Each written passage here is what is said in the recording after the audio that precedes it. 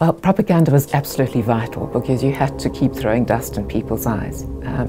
You couldn't acknowledge the extent to which ANC, UDF activists or MK people were involved in the program of violence. You certainly couldn't acknowledge that part of its purpose was to take out rival black organizations, ZAPO and Inkatha in particular.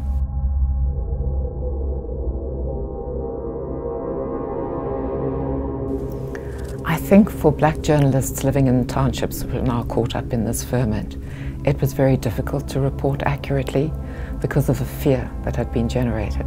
And in 1990, in fact, the Institute convened a workshop with black journalists to talk about the kind of pressures that they faced.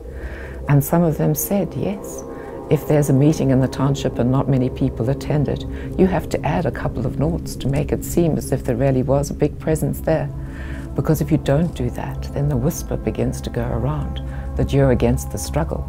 And heaven help you if you're against the struggle, because by implication, the penalty for that could be the necklace execution. Jill Wenzel, a long-standing member of the Black Sash, was one of the people who was concerned that her organization and other liberal organizations, which had always condemned violence, were beginning to turn a blind eye to the necklacings and the coercion of the people's courts and the street committees and so on. And so she tried to raise it, but she found herself pretty much being silenced or being subjected to what she called the 20-2 rule. In other words, if you wanted to talk about liberatory violence, you had to start with 20 sentences about apartheid and all its violence, what the police were doing, the structural violence of apartheid.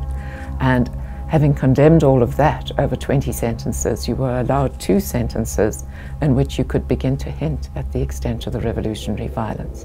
She said it was like having to say grace before meals. You couldn't get to discussing the revolutionary violence without giving much more attention to violence of other kinds.